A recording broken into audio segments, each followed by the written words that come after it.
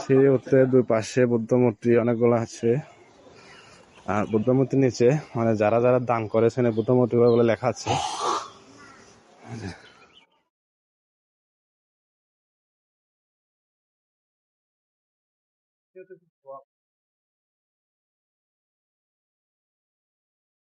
যেটা হচ্ছে ওই 100 ফুটের গৌতম বুদ্ধর মূর্তিটা এটা।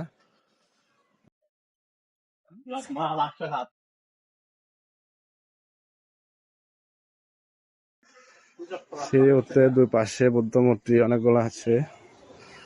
আর বুদ্ধ মূর্তির নিচে মানে যারা যারা দান করেছেন এই বুদ্ধ মূর্তি বলে লেখা আছে।